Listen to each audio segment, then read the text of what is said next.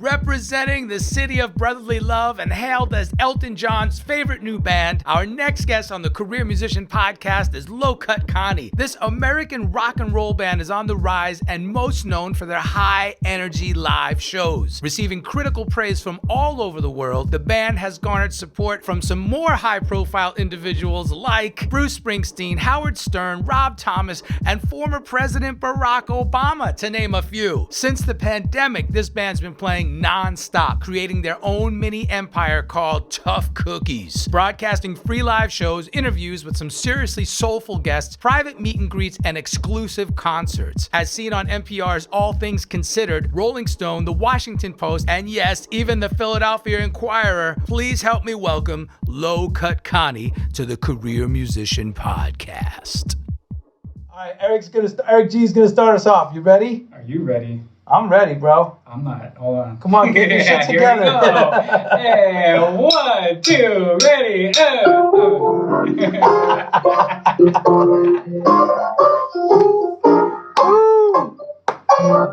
now I need...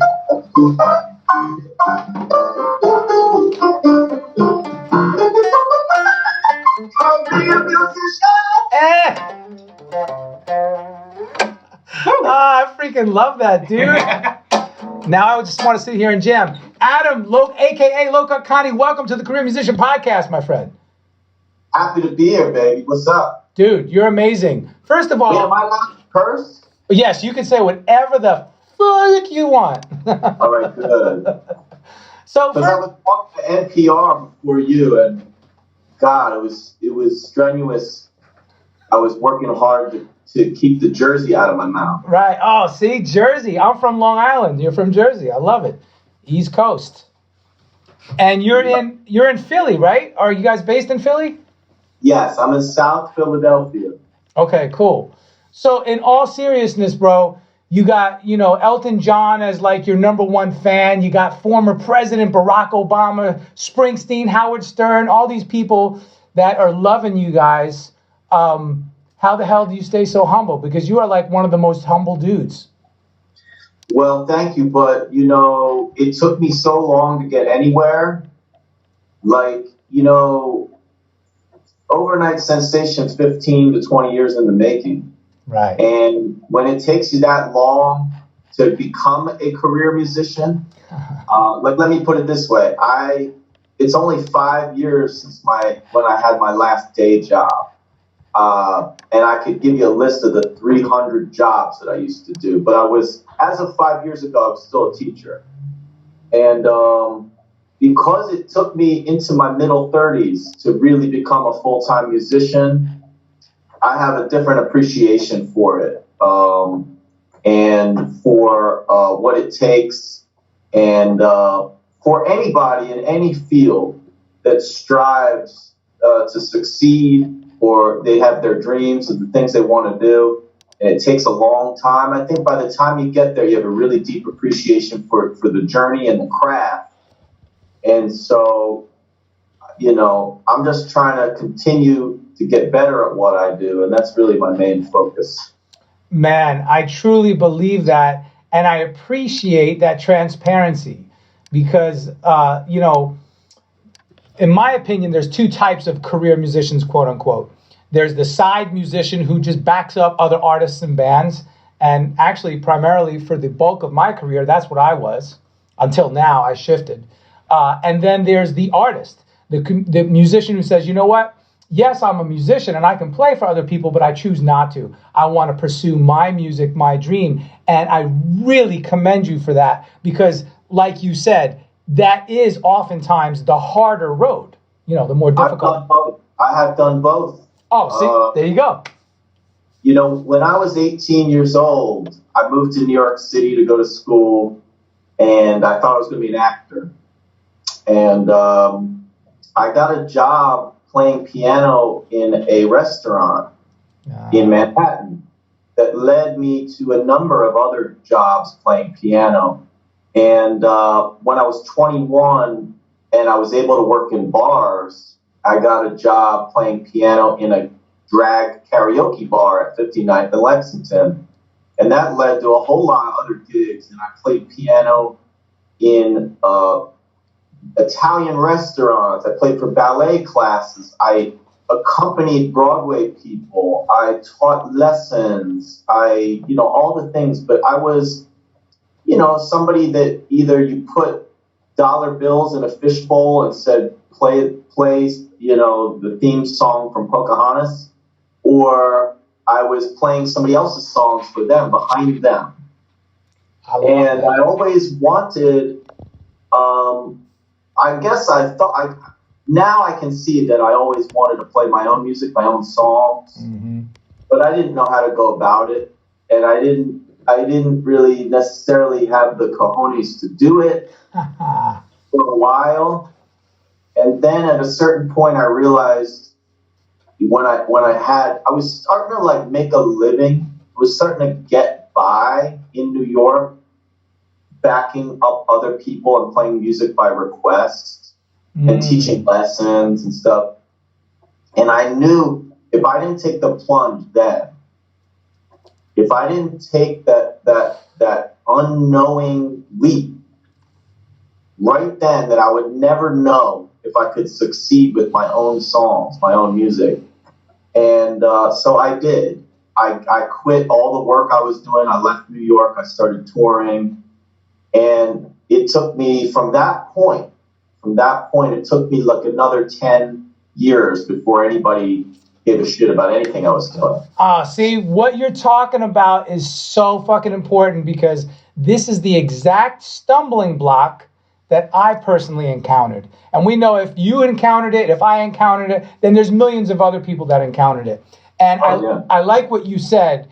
You knew at that point, like, you had to just stop everything and take that plunge and see if people were going to respond to your material. Because if you don't, what happened to me, like, I found myself in my 40s saying, oh, I've had a great career. I was the music director for Babyface for 10 years, and I played with all these other big names. But then all of a sudden, where's my music? Oh, shit, it's stuck on my hard drive. It's not fully completed yet, So I like that, how you put that deadline on yourself, said, I got to do it.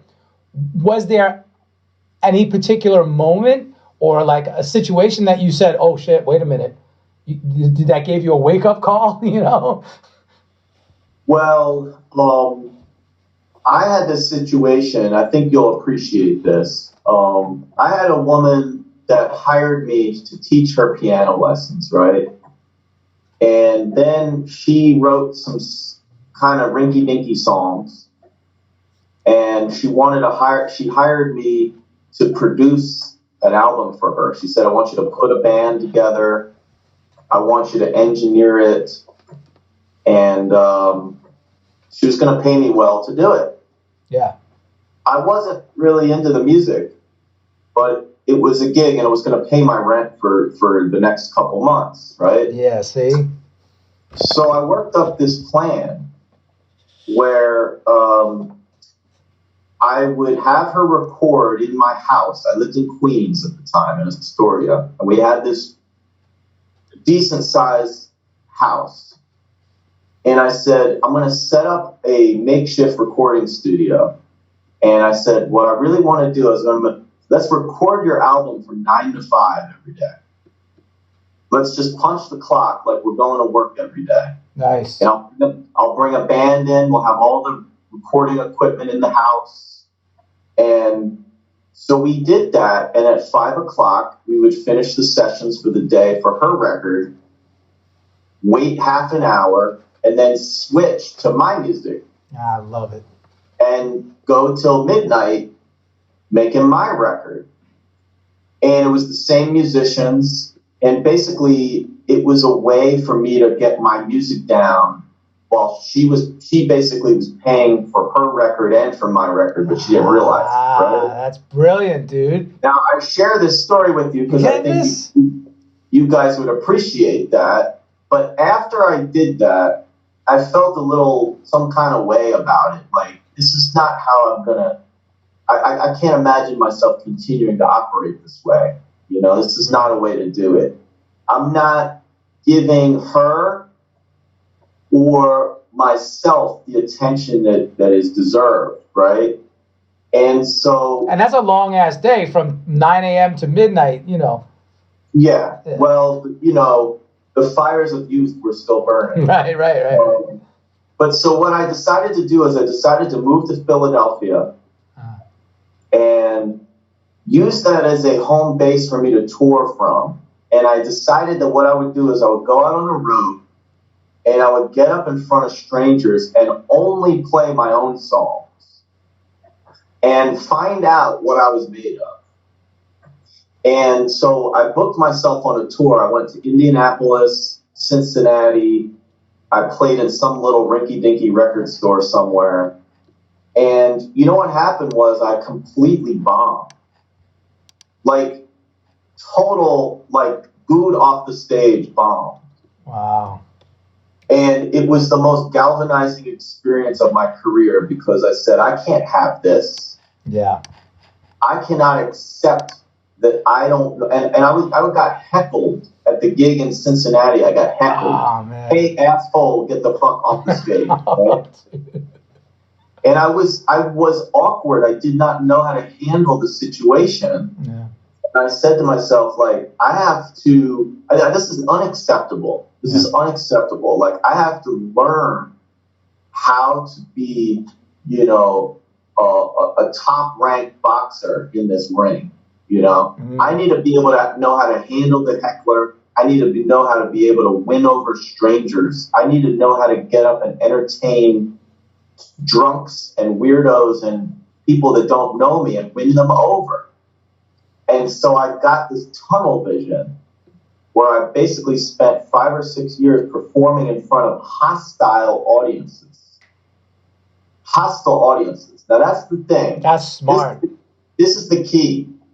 If you want to be a boxer, right, in order to fight for 30 minutes, you fight for 6 months and you spar with people who are better than you or faster than you, right? If you want to be a basketball player and you want to play for 90 minutes, you practice for 15 years to be able to have the skills to do that. That's right.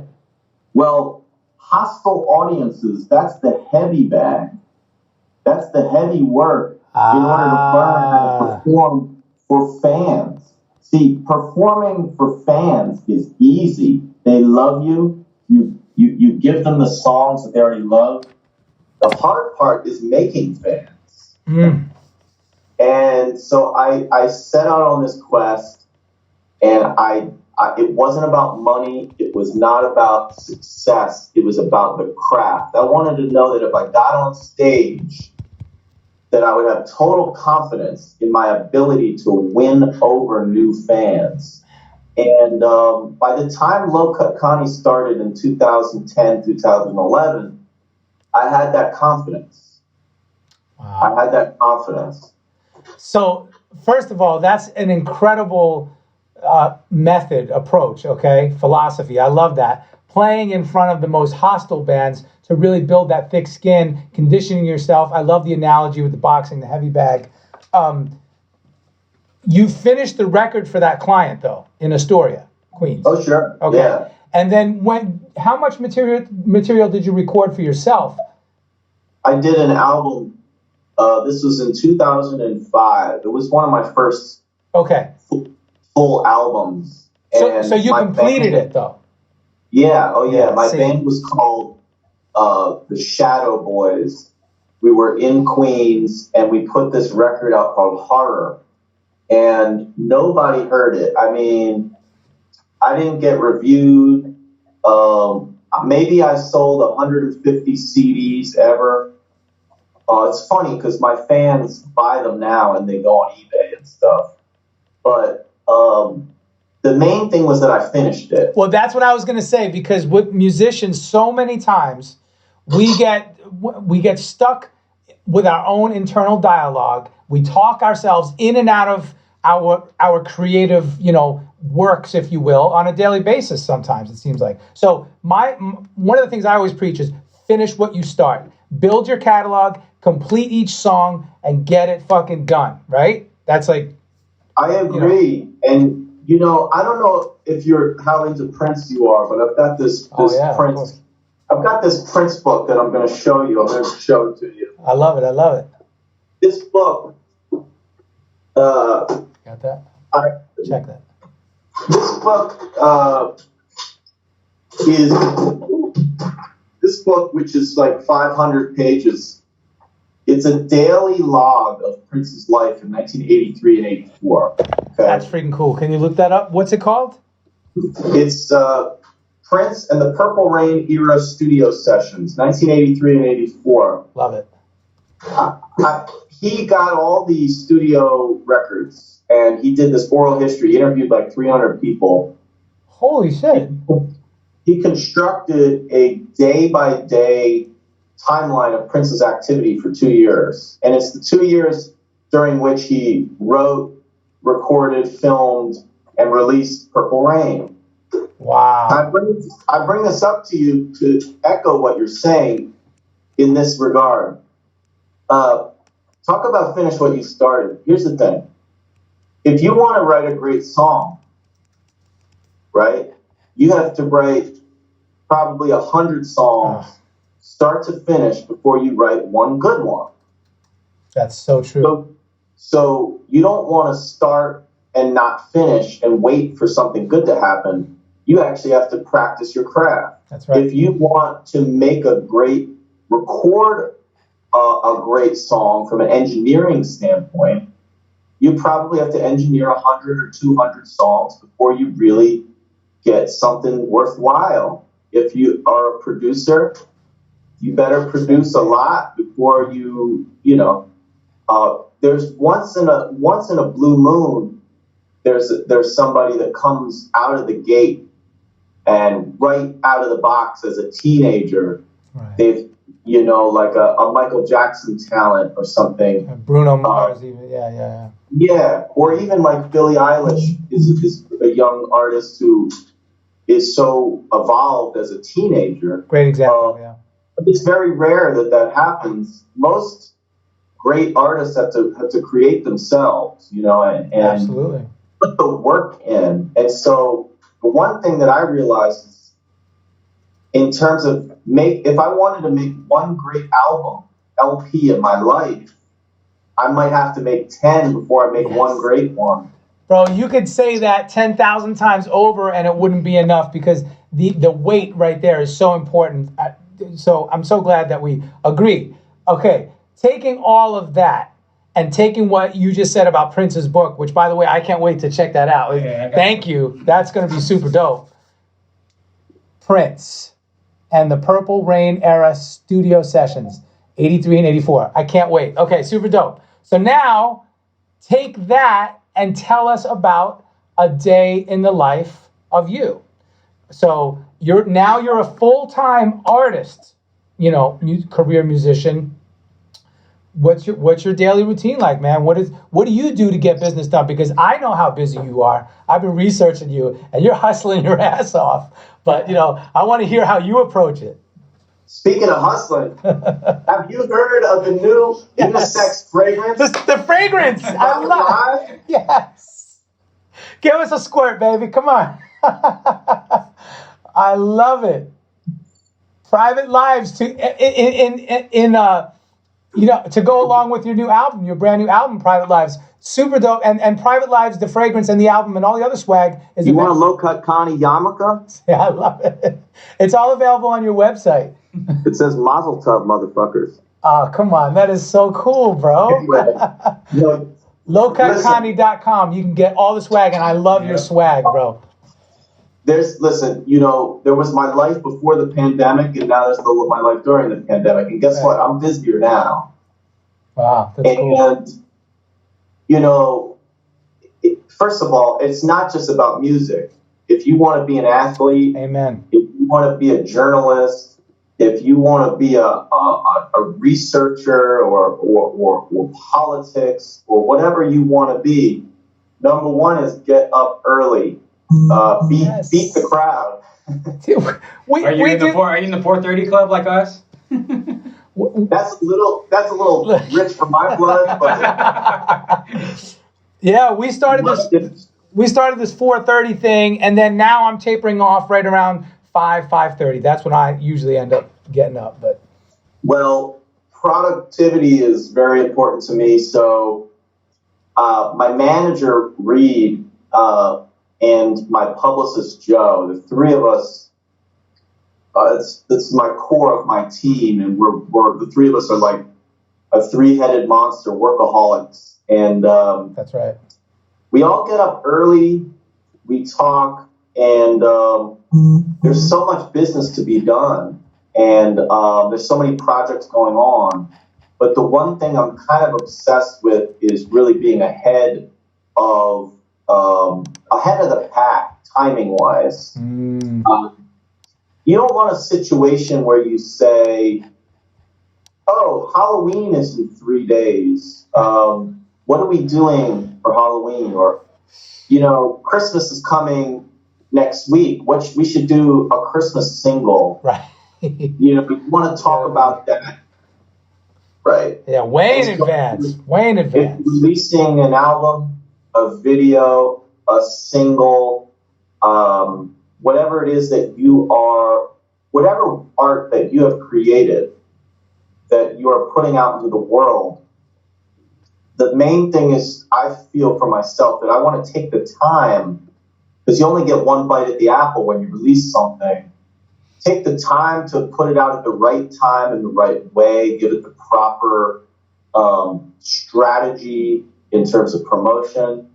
And but also on top of that, and I think maybe you'll appreciate this, never ever do I stop practicing. Yes. I'm at my piano and I sing, I vocalize and play piano about 6 days a week. I usually take Sunday off. And that's because I'm one of these people that, like, I want to be doing this to the last day I'm alive. That's right. And my new Twitter buddy is Tony Bennett. Tony Bennett is 94 or 95 years old. And I was wishing him happy birthday. We were tweeting back and forth about his birthday, and I asked him, how does his voice just hold up for 95 years? And he says, I sing every day. And it's like you have to make your craft your religion. So for me, performing, moving, singing, writing, playing an instrument, you dedicate yourself to it, and then you should do it on the regular. That's right. And then with a mastery of your craft, as you get better, then the business starts to flow. But you can't have one without the other. I'm glad that I had no success 10, 15 years ago, because I wasn't ready. I wasn't fully formed yet. My singing and my playing and my writing weren't where they should be, where they could be. My performing, which is the thing I'm most known for, it wasn't at the level that it is now. And so I'm kind of glad it took me a while. And then once it did, then business starts to flow, and then you have to put your business hat on. And so then a lot of hours of the day become dedicated to protecting your business, protecting the promotion of your art and the imagery and the digital side of things and the international side, which is my new obsession.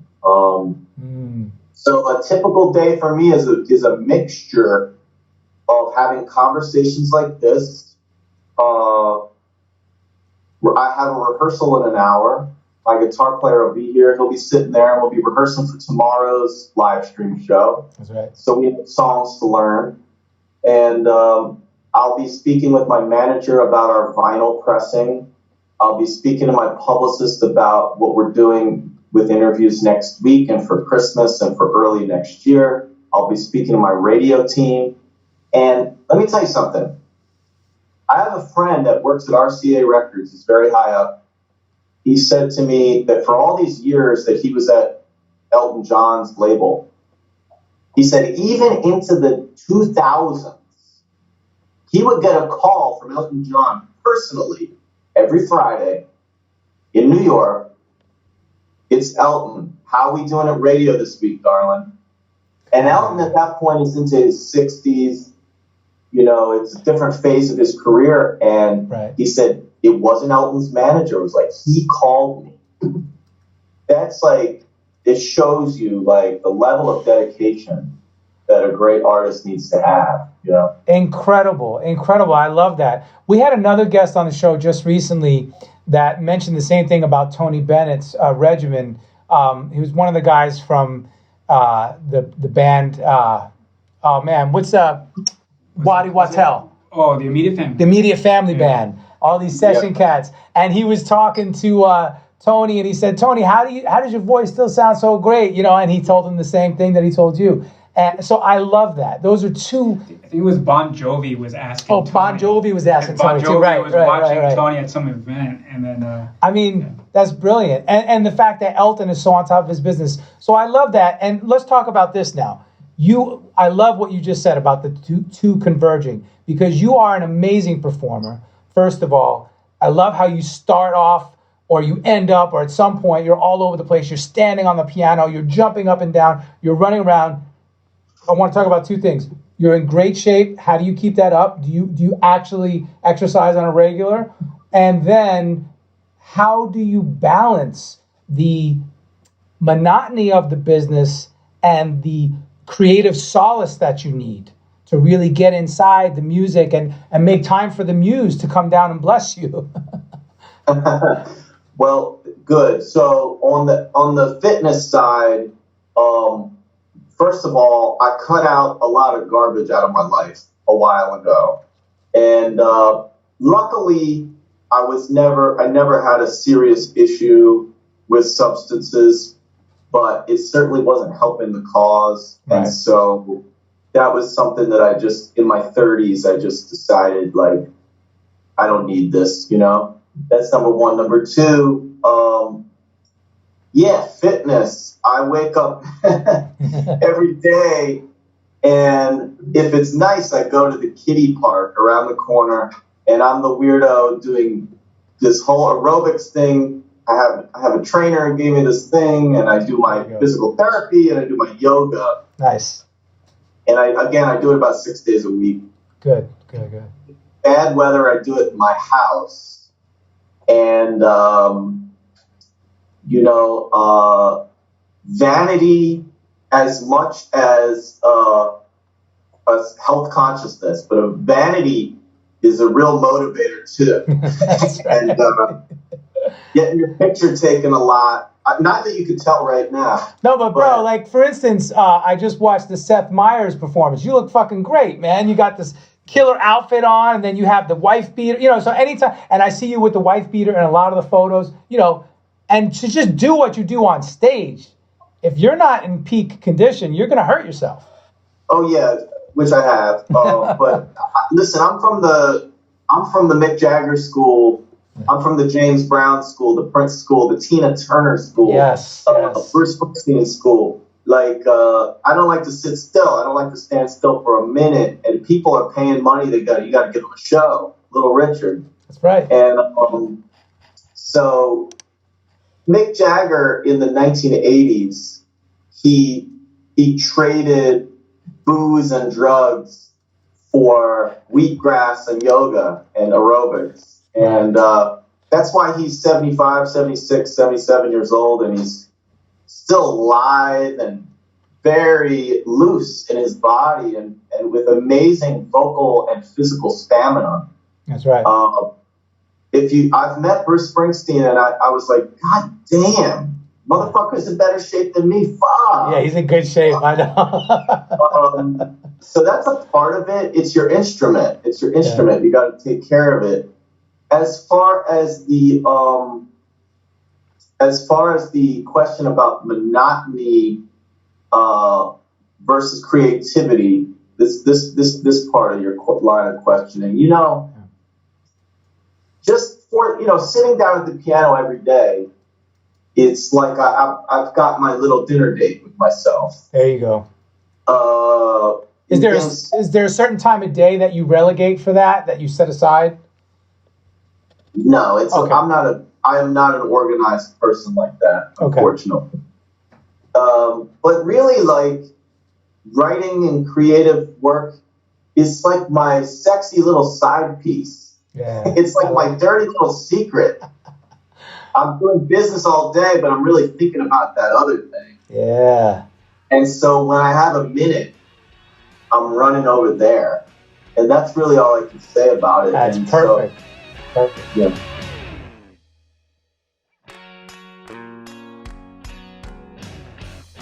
Boys and girls, this is Adam Low Cut Connie, and believe it or not, I am a career musician. God damn it. Subscribe to The Career Musician on Apple Podcasts.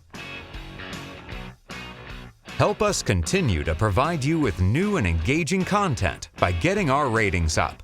Please subscribe and leave a review on Apple Podcasts. Do you have a mantra that you like to hold on to for yourself at any point? No, not really. Yeah. Although I have, I do say on stage to everybody, do what you feel. That when it comes, once you get into the artistic arena, forget the business arena or the promotional arena or whatever. Once you get into the creation part, you just got to listen to your gut. Like, don't try to please people. Yes. Love so that. I do say, do what you feel. Love that. Love that. All right. Well, let's talk about the projects that you're doing, especially during quarantine. Like you said, you definitely pivoted and you beefed up your regimen. You're doing, are you doing daily streaming shows? No. Okay, so but you're doing a lot. Twice a week, Thursday and Saturday. Right. And then basically is that your tough cookies concept? Okay. So first of all, talk about that. I love that. You know, how it's been touted as, a live concert, church service, support group, strip club, punk club, all these different things converging, and I've watched a couple of them. They're fucking amazing. I love it. And like you said, it's you and your guitar player vibing out. So talk about that. I mean, it's an unplanned pregnancy. Nobody knew what this year was going to bring. That's a great description, by the way. So as much as I'd like to be on stage in front of thousands of people with lights and good sound and a full band and fans and all the things and DJ, but instead I'm just in my underwear in my house. And so I'm kind of going back to my roots, which is when I used to do those gigs in New York City, and I would just, instead of being a chef, I was a short order cook. That's how I'll put it. A chef says, here's the menu of these 10 specialties that I make. Here you go. A short order cook says, what do you need? What do you need? What do you need? What do you want? What do you want? Right? Right. So back when I first started performing, I used to just try to make $10 playing somebody's song for them. Or somebody's going to propose to their girlfriend and I'm the soundtrack. Or somebody was a closeted gay man and he would spill his life to me, and I would try to be there for him with the music in that moment. I just try to give people what they needed at that moment. So now here I am in my house. This is my house. And the people tune in like we are through their phones and their laptops and things. And I talk directly to them and I say, give me 1 hour of your time to change your frame of mind. Yes. People are stressed, they're depressed, they're unemployed, people are ill, people are worried. And I try to raise their spirits with 1 hour of variety entertainment in this room. And I will, whatever you need, if you need me to be funny, you need me to be sexy, you need me to be soulful, you need me to be weird or distracting or whatever you need me to be, I will do all those things just in an effort to lift your spirit. But you're very encouraging through the whole thing. I love that. I love that. And so the concept of tough cookies was just like, hey, we're tough cookies. We're hanging in there. Let's all hang in there together. it wasn't really a concept. Again, it was an unplanned pregnancy. Yeah. I started doing these 3 live streams called Live from South Philly. Very original title. And on the 3rd or 4th show, because I would point at the camera to people and I would say, "You're tough. You're tougher than you know. You're strong. You're a tough cookie. You could get through this." Love it. And thousands of people started typing cookie emojis in the feed and strong arm emojis. Yeah.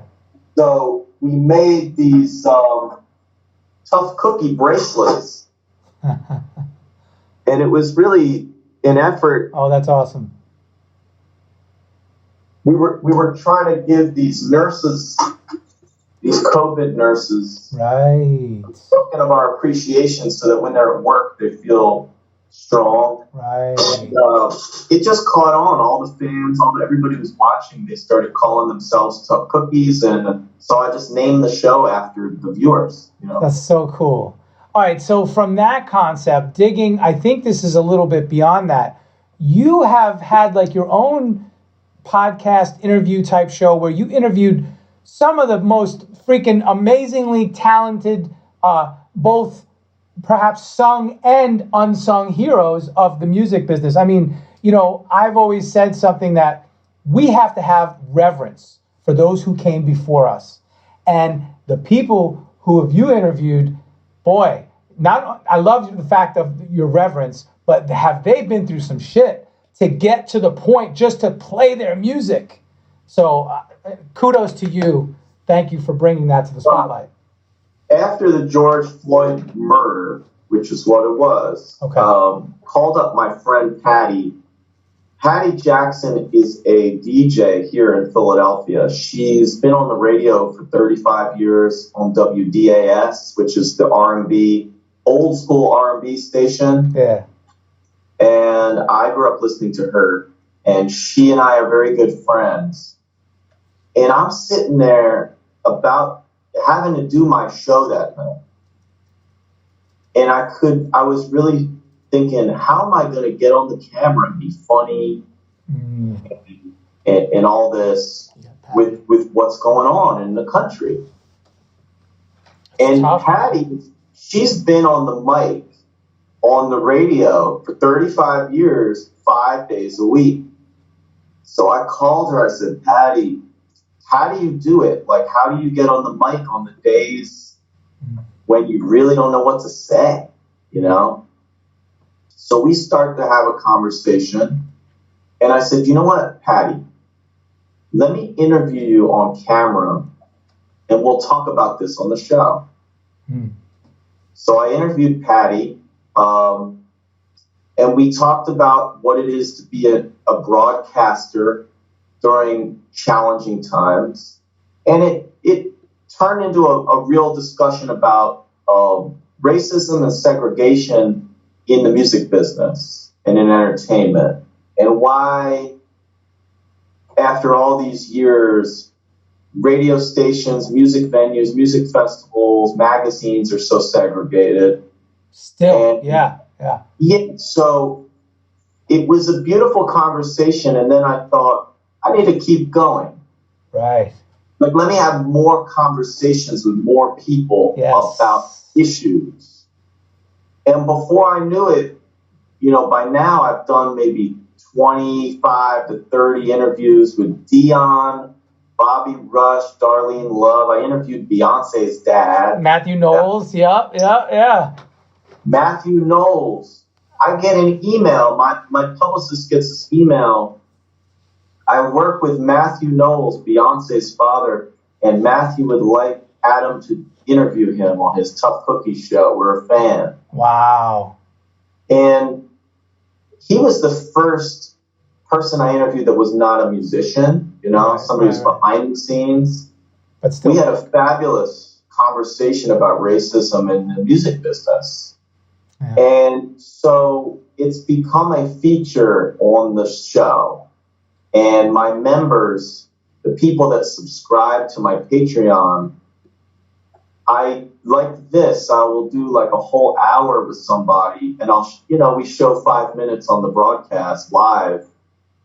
I've spoken to Mike Nesmith from the Monkees, and I have Joan Osborne next week, and Nice. we've had Nils Lofgren from Bruce Springsteen's band, and That's just so many amazing guests, and everybody had something to say about things they went through, in the entertainment business. Yeah, like I loved watching the sizzle reel and hearing Dion. I think he was out on the road with, was it Little Richard or Chuck Berry or Sam Cooke. Sam Cooke. He was out on the road with Sam Cooke, and he's like, Sam, how could you let these people talk to you like that, man? That's so disrespectful. And Sam just looked at him and said, you know what, man? I'm not going to bow down to their level. I'm not going to get down on that level. And he just kept, think about that. I always say, if we didn't have the African-American culture, we would not have music as we do today, because it was like the freaking foundation of everything musical here in America and then beyond, so it's like. Absolutely. I mean, America, our gifts to the world, among other things, but jazz, gospel, rock and roll, blues, come on. Music, yeah. R&B, exactly. hip-hop. And this is Black music. Right. This is Black culture. Right. And we do need to reckon with what the real history is. Right. What the real history is, who really were the architects of these musical styles and performance styles, some of whom don't get recognized, some of whom did not make a lot of money. And also, if we're going to keep the art forms flourishing, we should have these difficult conversations so that we can open up new channels. That's right. For instance, we talk about sexism in the music business. And one thing that I feel so strongly about, and we're already seeing in rock and roll, the current and future history of rock and roll, absolutely 100% is going to be written by women, because I used to teach music, and most of my students and most of the students that friends of mine teach at School of Rocks and rock camps and DJ scratch academies and things are these young girls. And you're starting to see amazing musicians and writers and performers coming of age and becoming amazing artists. And I think that's the future of rock and roll, of these girls of Billie Eilish's generation, who are really going to write a new chapter in entertainment history. Man, I couldn't agree more. I love that. Wow. So look, you're hitting on so many points throughout your career, and what you're doing. You're bringing awareness. People are coming to you, noticing it. It's really, again, kudos to you, man. I really appreciate it.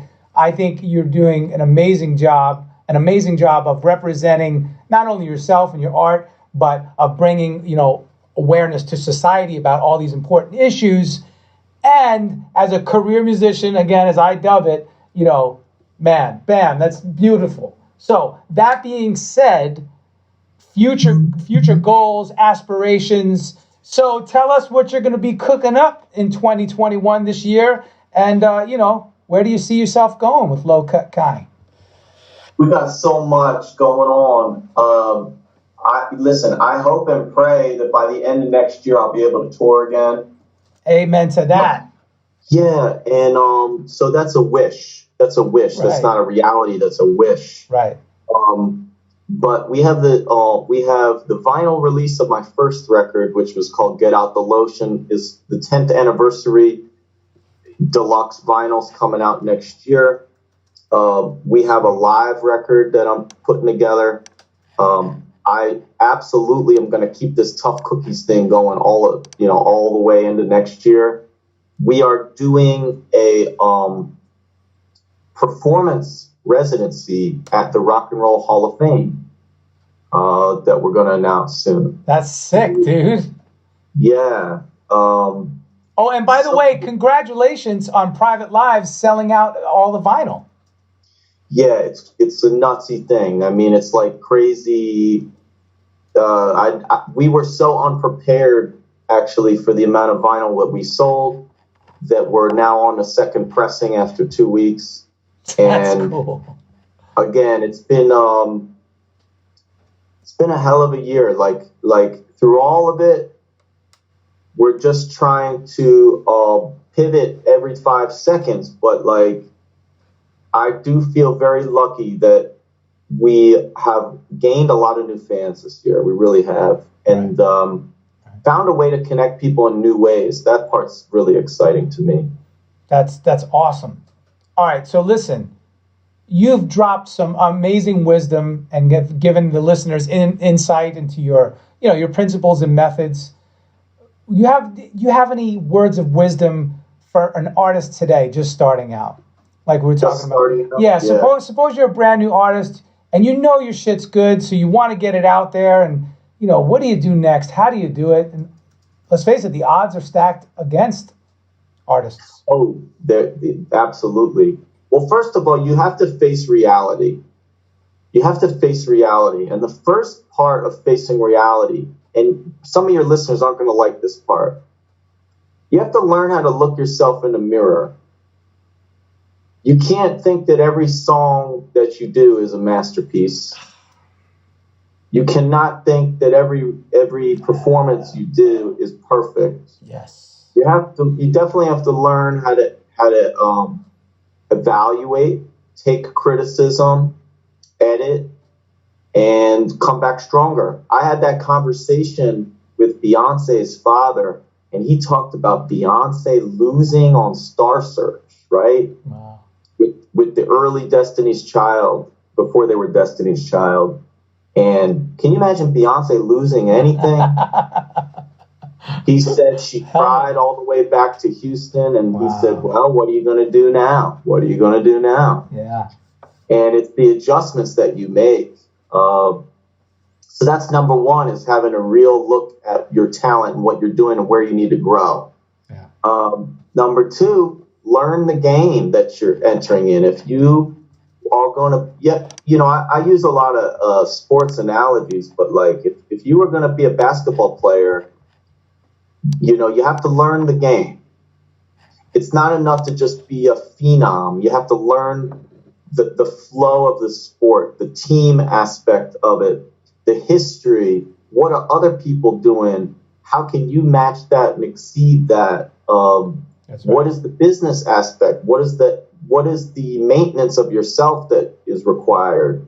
What's the time commitment? So learn the lay of the land, right? But lastly, I would just say, if you're one of those crazy fucking people like me that you can't sleep at night, you're just not going to give up. I mean, really, you can't do anything else. You don't feel like you should go to law school. You don't want to be an accountant. You're not going to be a dentist. You're not going to be an auto mechanic. You are not going to give up. If you're one of those crazy people, realize that you have an affliction. You got a problem, and you need to solve that problem. That's right. Well, you need to give yourself a marathon, not a sprint. It's going to be a while. It's going to be a long time. So make use of the time. Make use of the time. Indeed. Be that risk taker who's just always taking a step forward, such that maybe in 10 years, yes, I did say that, 10 years, maybe you'll be halfway to where you want to be. That's right. Listen, I'm somewhere, but I'm not where I want to be. That's right. And guess what? Dolly Parton, she's somewhere, and she's still trying to have a hit. You know what? After all the hits she's had, yeah. Paul McCartney, he's still trying to have a hit. The guy I just worked for, Babyface, still trying to come out with hits. I mean, they all are. Everybody. We all and grow. You know what? They might do it. Yeah. Bruce Springsteen is been a real hero of mine and become a pal. He just set a record for having a #1 LP in, I think, 5 or 6 different decades. Wow. Just 2 weeks ago. He's still trying to have a hit, and he's doing it. Yeah. So, listen, if Tony Bennett at age 95 is still singing and he's still saying, I'm going to be out on that stage next year, right? These are lifers. That's right. Life. I love that term, lifers. You know, my dad recently passed, and he always pointed out to me, he was my first hero, right? My first hero in life and musical hero. He always said that being an artist is a blessing and a curse, right? We know why it's a blessing, because not everybody has that talent, and you know, it's not readily available in everybody's being. But it's a curse because of what you're talking about, because of the reality of it. You know, it's not easy. It's probably one of the hardest paths. Oh, it is. It's a creative affliction. And I'm sorry to hear about your dad, but I'm sure that, like all of us, we try to carry on the mission and the wisdom from the previous generations and make them proud. But it is Prince said I have a creative affliction. He said it's when other people lay down to sleep, I'm still thinking of songs and records I want to make. And if you have the affliction, then you funnel it into something good. That's right. I have a lot of friends who are writers, and they want to write novels or be a journalist. That's a pretty tough row to hoe. I have friends who are dancers in New York City. Yep. Good luck trying to be a professional full-time dancer in this century, in this country. But you know what? If you really can't give up, if you got that problem where you cannot give it up, then you got to go after that like 110%. Bring your A game. That's right. know? Your AAA+ game. That's it. I love it. Man, you know, we met through some kind of weird happenstance. We were at South by Southwest. We never actually met, but we were both there at the same time. I was with Kat Graham and her band. Oh, yes. You played with Kat. Yeah, I was her music director at the time, and my wife was her tour manager, Lola. That's who you actually met. Yeah, you've been interfacing with her. And Kat and Lola came back from your show because I was actually there with another artist named Scott Patterson doing a Rachel Ray's party, right? So we're over there, and you were, I forgot which venue you were at. Anyway, when we all converged again at the end of the night, Kat and Lola were like, holy shit, we just saw the best band in our lives. Like they could not stop raving. They were like, Low Cut Connie, and they at the time it was like, I don't even know this guy's name, Low Cut Connie, but oh my god, this band was fucking amazing. They were just going on and on. So that's how this all happened. I just wanted to bring that back. Wow, I forgot that. Yeah, listen, that was I think 2 years ago. Yeah, I think it was 2018 or 17. 17 or 18, yeah, one of those. Yeah. Kat is just the sweetest. Yes. She's so talented. She is. And she had Prince had passed away the year before, but and she had gotten a chance to work with Prince. So we spoke about that a while, and Kat said to me, he would have loved your performance today. That really meant a lot. So that's very cool. That was cool. It was Fonte, the rapper Fonte, and Kat. They both interviewed me on Sirius XM, and I try to keep in touch with them and follow their careers. And I hope I get to intersect with Kat again. Absolutely. Adam, this has been amazing. We really appreciate your time. Do you mind doing a quick rapid fire for fun? Fuck yeah. All right. Let's do it. All right, we're gonna have 60 seconds to do this. So. 60 seconds? Is that what we're doing? We're gonna try. This is a new segment for us, so we're gonna try to commit to 60 seconds, as many questions as possible. The lightning round, goddammit. All right. Waiting on Eric G. In 3, 2, 1, go. Top 3 touring essentials. Oregano oil, bottled water, sleep. Song or band that changed your life. When Doves Cry, Prince. As an entertainer, it's hard to be entertained. What does it for you? Iggy Pop on stage, 2005, New York City. Name 3 artists on your playlist currently. Aretha Franklin, Celia Cruz, and Hector Lavoe. What do you do on long travel days to keep sane? Podcast. What are you currently binging? Reading. Dream collaboration, dead or alive? Cab Calloway. Guilty pleasure. New Jersey diners at 2 a.m. Mine too. What reminds you of home? Thick Philadelphia accent. What would you do if you weren't a career musician? Die. And time. Oh, you made it, bro! Right on the dot. That is awesome. Dude, this has been so fucking amazing. You are the man. We appreciate you. Thank you for having me. Thank you for reaching out. Say hi to Lola. And just please keep in touch. Absolutely. We will do. We're going to follow you, man. All right, pal. I hope I see you soon. And wait, you were in Long Island? Where are you right now? Burbank, California. Burbank. All right. Yeah, well, when I'm out in LA, we'll connect. All right. Absolutely. Let's stay in touch for sure. Take care. Thanks so much. Bye, man.